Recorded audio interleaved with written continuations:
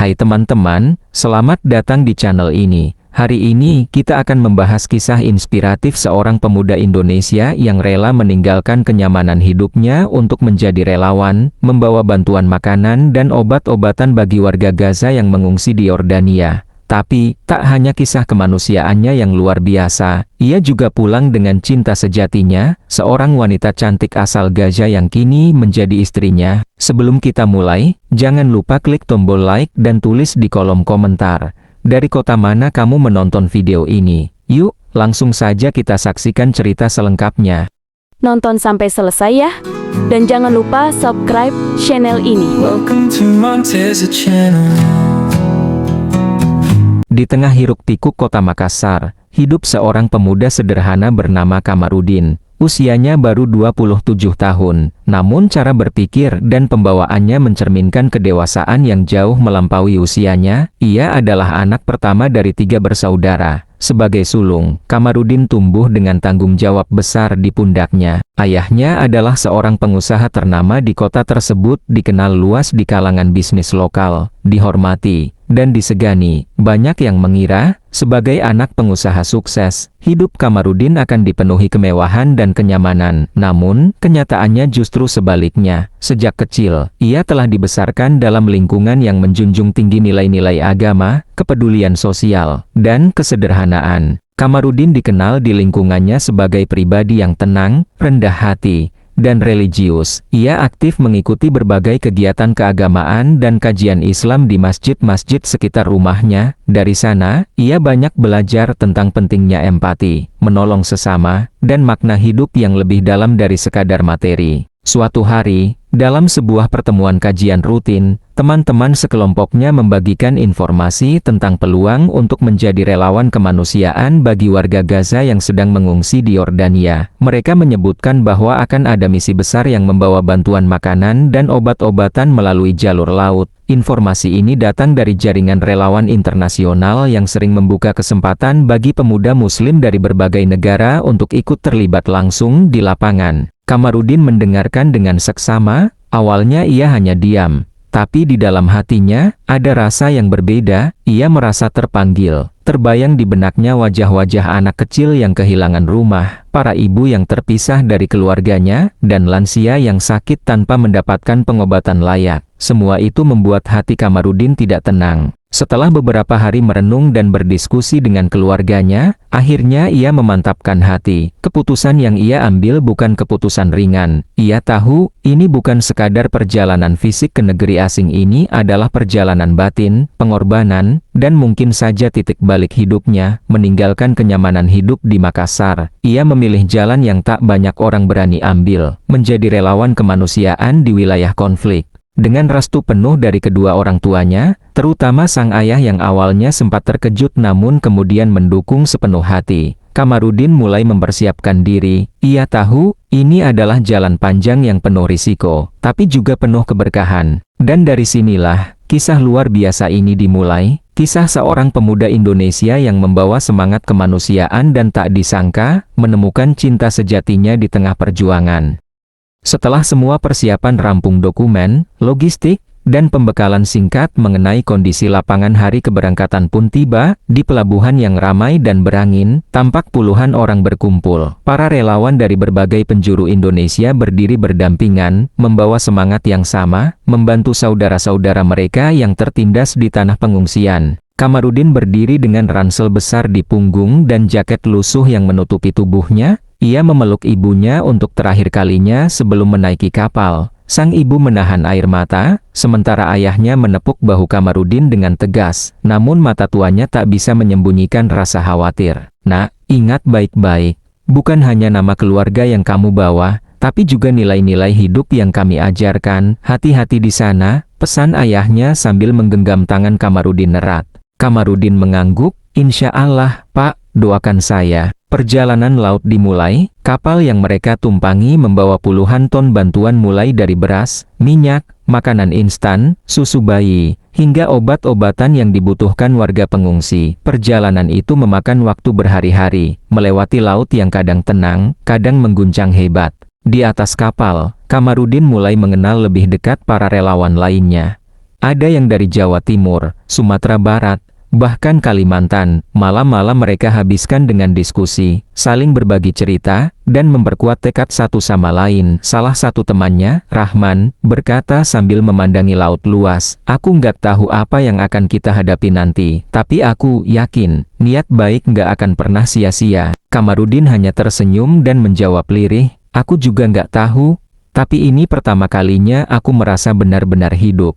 Ketika kapal akhirnya merapat di pelabuhan Aqaba, Yordania, rombongan relawan disambut oleh perwakilan organisasi kemanusiaan internasional yang sudah menunggu. Suasana berbeda, langsung terasa udara gurun yang kering, bahasa asing yang terdengar di mana-mana, dan wajah-wajah pengungsi yang terlihat lelah, namun masih memancarkan harapan. Dari pelabuhan, mereka melanjutkan perjalanan darat ke sebuah kamp pengungsian yang menjadi tempat utama penyaluran bantuan. Kamp ini menampung ribuan warga Gaza yang mengungsi akibat konflik yang berkepanjangan. Banyak dari mereka kehilangan rumah, keluarga, bahkan identitas. Sesampainya di sana, Kamarudin melihat langsung kenyataan yang sebelumnya hanya ia dengar dari berita atau ceramah di masjid. Anak-anak berlarian tanpa alas kaki, tenda-tenda berjajar rapat tanpa cukup ventilasi, dan suara tangis kadang terdengar tanpa sebab yang jelas. Hatinya mencelos. "Assalamualaikum, bantuan dari Indonesia sudah tiba," ujar salah satu relawan saat mereka mulai membongkar barang dari truk. Orang-orang mulai berkumpul, para ibu membawa ember kosong, anak-anak mengintip dari balik tenda, dan para lansia menundukkan kepala penuh rasa syukur. Beberapa dari mereka menangis saat menerima sekantong beras atau beberapa lembar selimut. "Syukran, syukran, terima kasih, Indonesia," ucap seorang pria tua sambil menggenggam tangan Kamarudin dengan erat. Kamarudin hanya bisa mengangguk dan tersenyum, matanya basah. Baru saja ia tiba, tapi ia tahu, perjuangan mereka baru saja dimulai. Hari-hari Kamarudin di kamp pengungsian dimulai sejak pagi buta. Matahari belum terbit, namun suara azan dari masjid kecil di tengah kamp sudah membangunkan para relawan dan pengungsi. Dalam suasana yang jauh dari kenyamanan, mereka tetap menjaga ibadah, tetap bersyukur, dan tetap hidup dengan penuh harapan. Kamarudin selalu menjadi salah satu yang pertama tiba di pos logistik setiap pagi. Ia membantu mencatat kebutuhan harian, mengangkat barang, hingga memastikan distribusi berjalan adil. Bersama rekan-rekannya, mereka harus menghadapi banyak tantangan dari cuaca ekstrem yang berubah-ubah, hingga logistik yang kadang tertahan karena prosedur administratif yang ketat. Namun, semua itu tidak menyurutkan semangatnya. Setiap hari, ia melihat bagaimana satu bungkus susu bisa membuat seorang ibu menangis bahagia, atau bagaimana sepotong roti dibagi oleh 3 anak kecil dengan senyuman. Pemandangan-pemandangan seperti itu perlahan mengubah cara Kamarudin memandang hidup. Bagi para pengungsi, secuil perhatian dan bantuan sudah terasa seperti anugerah besar. Suatu hari, ketika ia sedang membantu di tenda medis darurat, seorang gadis kecil menarik ujung bajunya. "Mister, boleh minta satu perban kecil untuk adik saya? Dia terluka waktu main," katanya dengan suara pelan, dalam bahasa Inggris patah-patah. Kamarudin berjongkok, menatap mata si gadis, dan mengangguk sambil tersenyum. "Tunggu di sini. Ya, kakak ambilkan." Hal-hal kecil seperti itu menjadi bagian dari kesehariannya. Ia tidak hanya menjadi relawan yang bekerja di balik meja logistik, tapi juga menjadi pendengar, teman bermain anak-anak, dan bahkan tempat curhat para ibu yang kehilangan keluarganya. Lama-kelamaan, sosok Kamarudin dikenal oleh banyak penghuni kamp sebagai pemuda yang ringan tangan, sopan, dan tak pernah meninggalkan salat. Setiap malam, ia selalu terlihat di masjid kecil kamp, menunduk khusyuk dalam sujud yang panjang. Tak jarang, beberapa warga ikut mendekat hanya untuk duduk bersamanya selepas salat, sekadar mengobrol atau mendengarkan nasihat-nasihat ringan darinya. "Kamu seperti anakku yang hilang," kata seorang nenek pengungsi suatu malam sambil menggenggam tangan Kamarudin. "Kamu jauh dari rumah, tapi Allah kirimkan kamu ke sini untuk jadi keluarga bagi kami." Mendengar itu, Kamarudin hanya bisa terdiam, dadanya sesak. Perjuangan selama ini ternyata lebih dari sekadar menyalurkan bantuan, ia menjadi bagian dari kehidupan orang-orang yang tak lagi punya apa-apa. Hubungan antar manusia yang tumbuh di sana begitu kuat.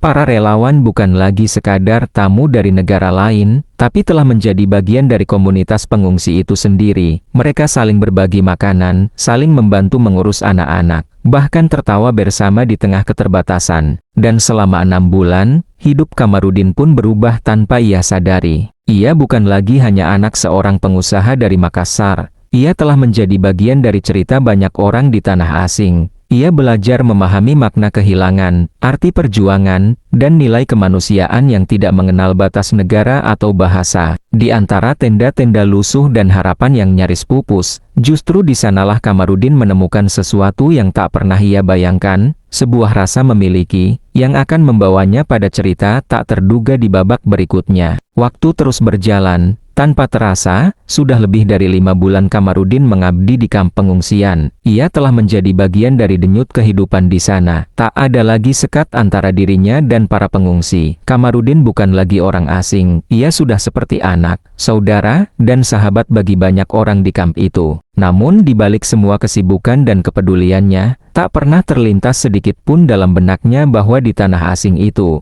ia akan dipertemukan dengan sesuatu yang lebih dari sekadar misi kemanusiaan. Semuanya bermula pada suatu sore yang tenang. Angin gurun berhembus pelan, membawa debu halus dan aroma teh mint dari salah satu tenda keluarga pengungsi. Kamarudin sedang membantu memperbaiki penyangga tenda yang rusak akibat badai semalam. Ketika seorang pria paruh baya menghampirinya, lelaki itu berjubah sederhana, wajahnya teduh, dan sorot matanya penuh kebijaksanaan. "Assalamualaikum, Ahi," sapa pria itu dengan bahasa Arab yang lembut.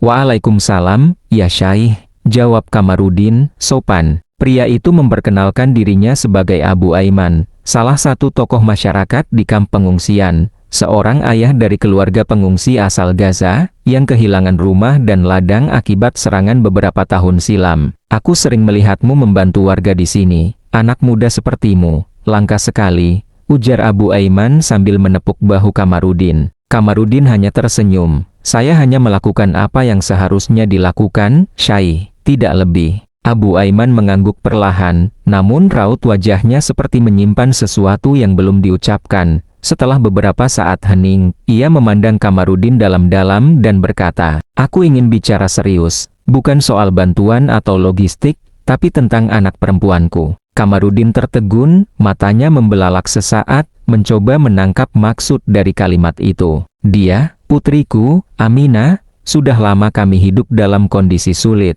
Tapi aku selalu berdoa, semoga Allah mempertemukannya dengan lelaki yang baik, yang bisa menjaga agama dan hatinya, dan entah kenapa, setiap kali aku melihatmu, hatiku merasa tenang." Kamarudin menunduk, lidahnya keluh. Ia tak pernah menyangka akan menerima pembicaraan seperti ini, apalagi dari seseorang yang baru dikenalnya secara dekat.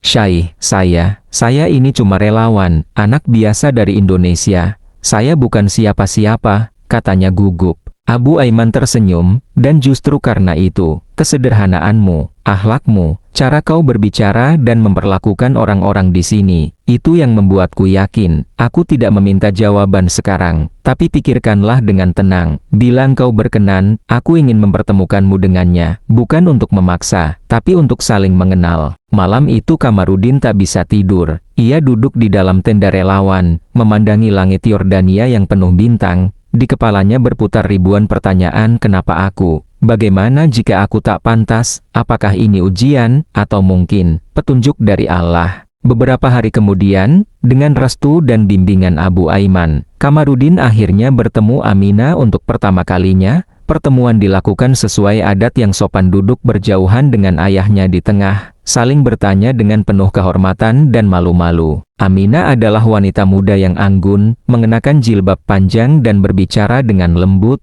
Matanya tajam, tapi tatapannya penuh kehangatan. Ia tidak banyak bicara, namun setiap jawabannya selalu tepat, mencerminkan kecerdasan dan keimanan yang kuat. Saat Kamarudin memberanikan diri bertanya, "Apa yang membuatmu yakin menerima keputusan ayahmu tentang hal ini?" Aminah menjawab dengan tenang, "Ayahku tidak memilih dengan sembarangan. Seumur hidupnya, ia hanya meminta satu hal dariku, percaya pada pilihannya, dan aku melihat kebaikan itu padamu. Bahkan sebelum kita bertemu, aku sudah tahu, Allah sedang menuliskan takdirku." Jawaban itu membuat hati Kamarudin bergetar. Ia tak lagi ragu, meskipun hatinya masih diliputi ketakutan akan masa depan. Satu hal yang ia tahu pasti, tidak semua pertemuan adalah kebetulan. dan mungkin ini adalah bagian dari rencana yang jauh lebih besar dari dirinya sendiri. Beberapa pekan setelah pertemuan pertama mereka, hubungan antara Kamarudin dan keluarga Abu Aiman semakin akrab. Namun bukan kedekatan itu yang membuat Kamarudin yakin untuk melangkah ke jenjang selanjutnya, melainkan rasa tenang yang tumbuh dalam dirinya setiap kali ia berdoa tentang Aminah. Tidak ada rasa terburu-buru, tidak ada ambisi duniawi.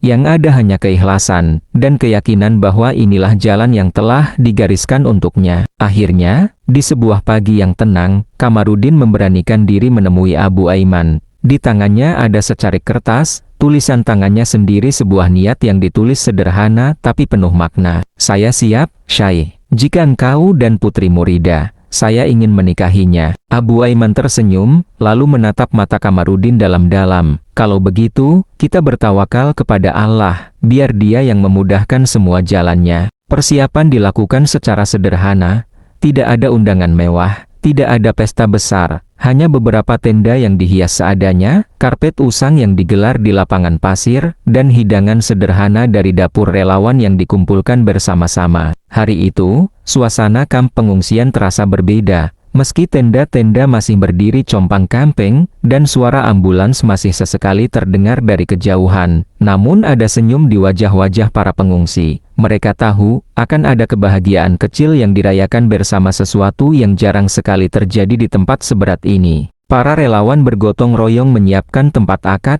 beberapa ibu-ibu pengungsi memasak nasi mandi dan sup hangat, sementara anak-anak menghiasi tenda dengan potongan kain warna-warni yang mereka temukan dari sisa-sisa pakaian donasi. Semuanya tampak sederhana, tapi penuh cinta. Kamarudin mengenakan gamis putih bersih dan sorban ringan di bahunya. Wajahnya tegang, tapi matanya berbinar. Di sisi lain, Aminah duduk di dalam tenda khusus wanita, didampingi ibunya dan beberapa kerabat. Gaunnya polos, hanya dihiasi kerudung lembut dan untaian senyum yang tidak pernah pudar dari wajahnya.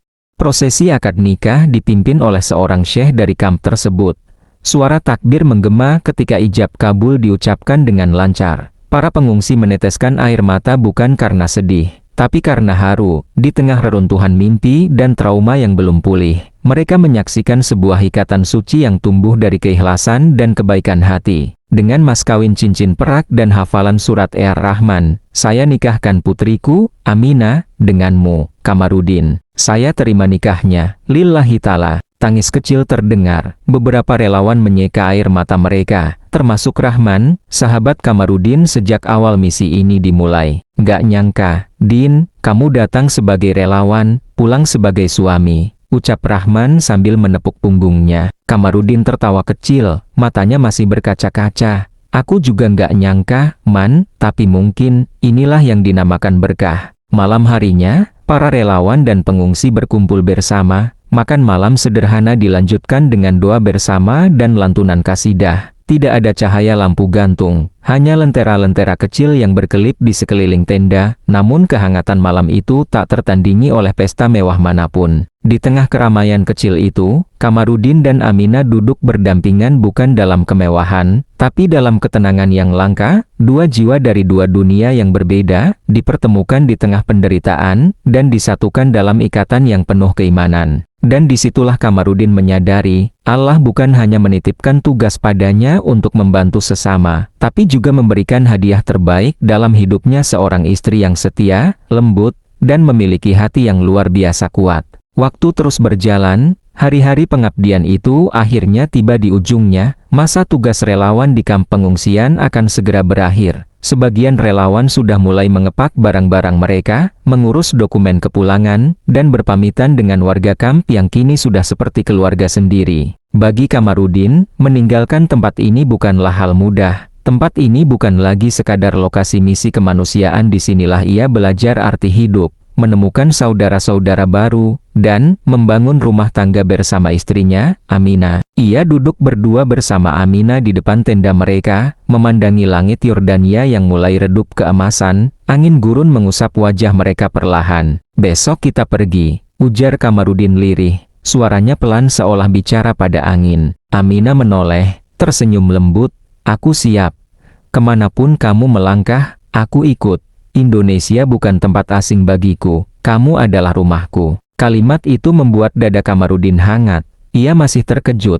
Betapa cepat hatinya bisa dipenuhi oleh kehadiran seseorang yang baru dikenal beberapa bulan lalu. Tapi ia tahu ini bukan tentang waktu, melainkan tentang rasa percaya dan ridha yang dibangun atas dasar iman. Proses pengurusan dokumen untuk Aminah berjalan lebih mudah dari yang mereka bayangkan. Dibantu oleh organisasi kemanusiaan yang menaungi para relawan, mereka mengatur semua keperluan administrasi mulai dari visa, paspor, hingga surat legalitas pernikahan antar negara. Beberapa petugas kedutaan yang mendengar kisah mereka bahkan ikut terharu. Jarang kami lihat kisah seindah ini. Semoga Allah mudahkan jalan kalian berdua, ucap seorang staf kedutaan saat menyerahkan dokumen akhir. Dan akhirnya, hari keberangkatan pun tiba. Bersama rombongan relawan, Kamarudin dan Aminah menumpang pesawat menuju Jakarta, lalu melanjutkan perjalanan ke kampung halaman Kamarudin di Sulawesi Selatan. Sepanjang perjalanan, Aminah hanya menggenggam tangan suaminya erat, tidak banyak bicara, hanya tersenyum, menyimpan segala rasa di dadanya. Sesampainya di Makassar, Kamarudin disambut dengan pelukan hangat dari keluarganya. Tangis ibunya pecah saat melihat anak sulungnya kembali dengan selamat. Dan kini, dengan seorang istri di sampingnya. Alhamdulillah, nak, kamu pulang membawa amanah besar, tapi juga membawa kebahagiaan yang tak ternilai. Ini Aminah, Bu, wanita yang Allah titipkan untuk mendampingiku. Sambutan di kampung sederhana tapi penuh cinta. Warga sekitar yang mengenal keluarga Kamarudin dengan baik, turut bahagia melihat putra daerah mereka membawa kisah luar biasa dari tanah pengungsian yang jauh. Banyak yang tak percaya seorang pemuda Makassar, yang dulunya hanya dikenal sebagai anak pengusaha, kini pulang sebagai relawan, pejuang kemanusiaan, dan suami dari wanita Gaza yang tabah dan lembut. Kehidupan baru mereka pun dimulai. Bersama Aminah, Kamarudin tak lagi hanya menjalani hari-hari sebagai pemuda biasa. Kini ia aktif mengisi kajian, berbagi cerita tentang perjuangan kemanusiaan, dan membuka ruang donasi untuk membantu para pengungsi yang masih tertinggal di kamp. Aminah pun perlahan menyesuaikan diri, belajar bahasa Indonesia, memasak makanan lokal, dan menjadi bagian dari masyarakat yang menyambutnya dengan tangan terbuka. Kisah Kamarudin adalah bukti bahwa niat yang ikhlas, langkah kecil yang diniatkan untuk kebaikan, bisa membuka pintu-pintu takdir yang luar biasa. Ia tidak pernah mencari cinta, ia tidak pernah membayangkan akan menikah di negeri orang. Tapi ketika keimanan dan kejujuran menjadi pondasi, Allah tunjukkan bahwa cinta sejati tidak pernah lahir dari kemewahan melainkan dari pengorbanan dan kasih yang tumbuh dalam keheningan. Dan begitulah, dari tanah pengungsian di gurun Yordania, hingga kembali ke kampung halaman di Makassar, kisah ini bukan hanya tentang bantuan, bukan hanya tentang pernikahan, tapi tentang perjalanan hati seorang pemuda yang memilih untuk berbuat baik dan menemukan cinta sejatinya di jalan yang tak pernah ia rencanakan.